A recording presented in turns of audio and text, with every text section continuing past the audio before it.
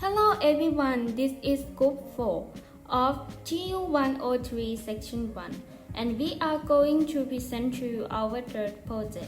In this project, we are going to focus on two things, namely the Kyoto Protocol and the corporate governance failure of Volkswagen.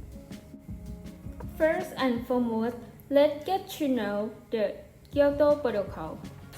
The Kyoto Protocol signed in Kyoto, Japan on 11 December 1997 is an international treaty which extends the United Nations Framework Convention on Climate Change (UNFCCC) to require several countries to reduce greenhouse gas emissions to a level that would prevent dangerous interference with the climate system.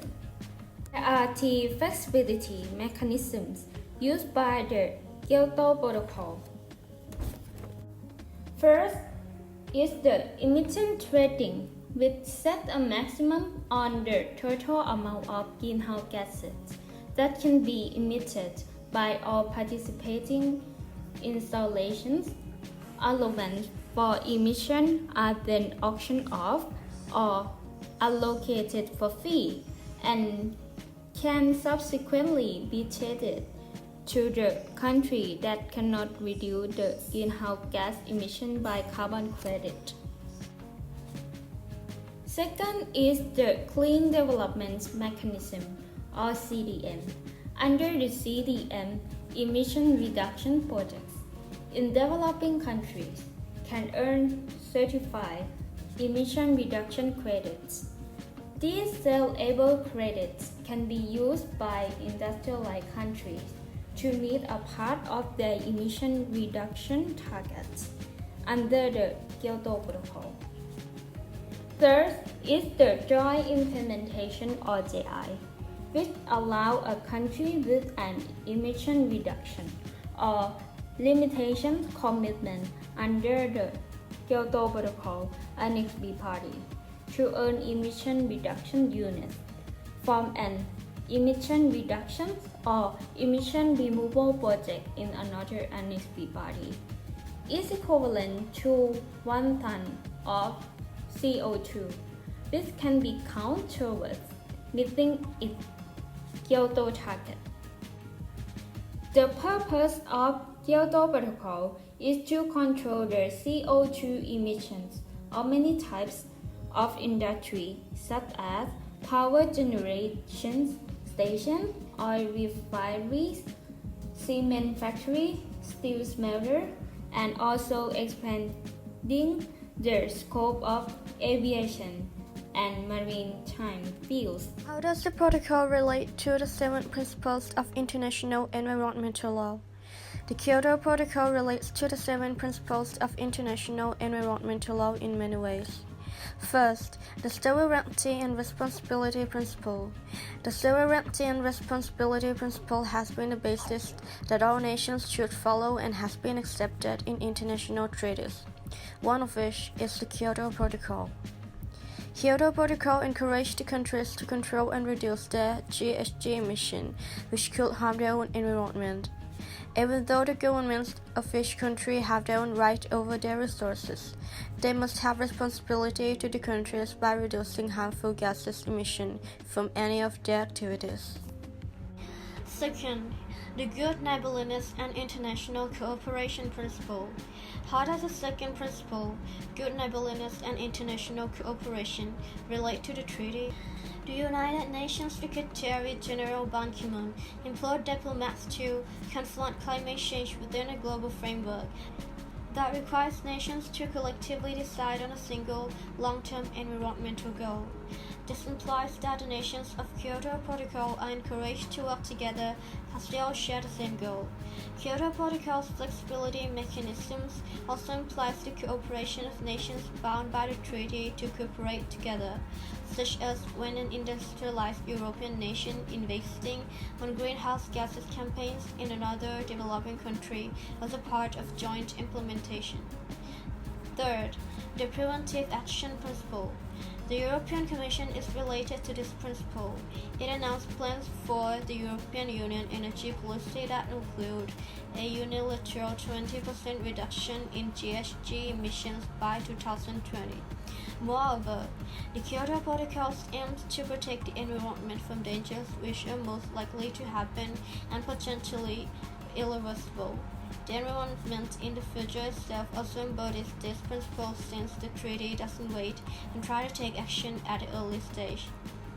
CDM, whose purpose is to prevent damage from air pollution by reducing the pollution before the environment will be contaminated, can also be another example of how the Kyoto Protocol is related to the principle.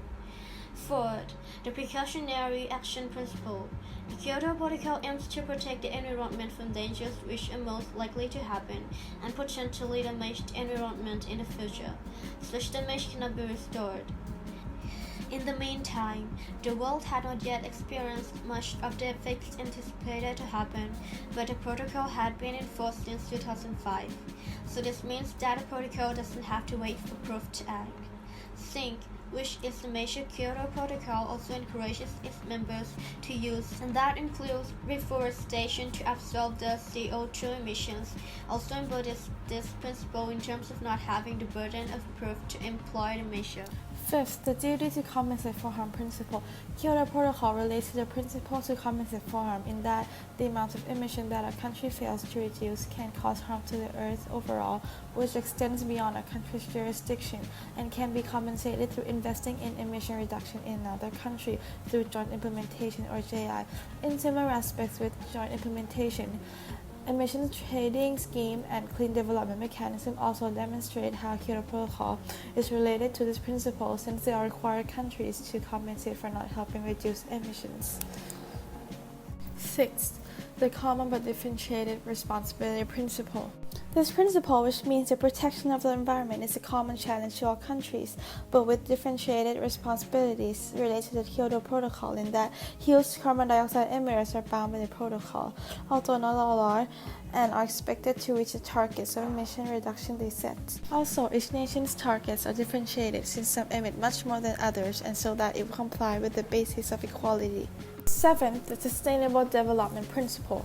The Kyoto Protocol's aim was to reduce the amount of greenhouse gas emissions which are believed to have harmful effects on the environment in the future. The protocol's aim itself already represented the intergenerational equity part of Sustainable Development Principle, in which it wants to make sure that the next generation after the present one can inherit the most similar amount of wealth and displace all the resources as possible as our generation. So, was the treaty a success or a failure? Although the Kyoto Protocol utilized several interesting methods, its success was far from assured. The Kyoto Protocol, just like the EU emissions trading scheme, has been in force since 2005, and yet the use of fossil fuels, particularly coal, has since increased. The amount of greenhouse gases reduced from the atmosphere by the Kyoto Protocol were too modest to make a detectable difference in global temperatures in the subsequent several decades. First, the world's biggest carbon dioxide polluters, the USA and China, were already not bound by the protocol. This alone suggests the ultimate benefit to the environment would not be significant. Critics claim that even with United States participation, that will still be the case since the targets of emission cuts set by the Kyoto Protocol were too modest. This means even if the targets are fully achieved, the benefit would not be significant, as several reports have stated. Second, the flexibility mechanism, which include emission trading and the clean development mechanism, were not the most effective methods for the Kyoto Protocol to employ. The emission trading scheme allowed industrialized countries to just buy themselves off from climate protection for effort, not achieving the greenhouse gas emission cut target. Moreover, countries can also trade emission with profit. The clean development mechanism is similar to the emission trading scheme. The country can just ignore the emission cut in their jurisdiction and then invest in other countries instead, and this of course upset those countries being concerned. The two were just temporary solution and should have been replaced by 2020. Now let's move on to corporate governance failures. We'll be telling you about the German car giant Volkswagen and how its lack of good governance made its policies fail. In the year 2012, Volkswagen set a target that the identification of potential savings in all areas of the company should lead to a significant reduction in energy consumption and minimize all energy-related emissions. Additionally, at the beginning of the year 2015, Volkswagen set itself the goal of being the leading automotive company in environmental terms. One of the subsets of this goal was that it aimed to become a leading manufacturer of environmentally friendly products that combine state-of-the-art technology, comfort and safety, low fuel consumption, and lower greenhouse gas emissions. Volkswagen set measurable targets and planned to pursue them systematically. One of its strategies involved designing each new model generation to be more efficient and less pollutive than its predecessor. However, in September 2015, a massive scandal exposed the dishonesty of Volkswagen.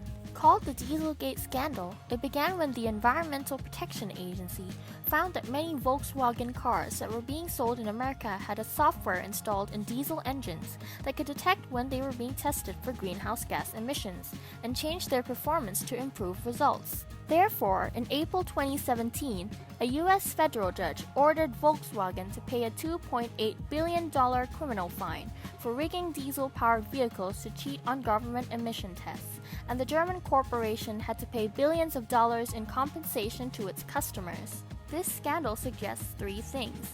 First, Volkswagen had not followed the transparency part of having good governance. It violated the free flow of information in society, in that it tricked the public into thinking that particular models of its vehicles would contribute to reducing the greenhouse gases in the atmosphere, when in reality it was the opposite. Second, Volkswagen failed to have integrity by lying to the public and promoting its goods without moral or ethical principles, as it claimed its cars to be environmentally friendly when in truth they were not. Third, Volkswagen lacked effectiveness and efficiency because it did not make the best use of the resources it had and created cars with engines that polluted the air. Thus, Volkswagen's policy to reduce greenhouse gas emissions was a failure, as the corporation did not have good governance and it lied to the public and the government. Even worse, it allowed even more greenhouse gases to enter the atmosphere, because the software installed in its cars made it so that they would meet US standards during regulatory testing, but emit up to 40 times more nitrogen oxides than allowed by law in real-life driving. Lesson learned and conclusion. What did we learn from the examples of the Kyoto Protocols and Volkswagen's failures? The Kyoto Protocol set concrete targets for reducing greenhouse gas emissions. However, the targets were far from enough to restrain global warming and lacked the cooperation of some industrialized countries. We have learned that the success of any cooperation needs the cooperation from every faction. Whether they are small or big, they are all important. Volkswagen policy failures was due to poor corporate governance and dishonesty. It lacked transparency and integrity, two of the key points of good governance. It lacked effectiveness and efficiency in using its resources. It also neglected the environment in favor of money, violating the Clean Air Act and polluting the air with greenhouse gases.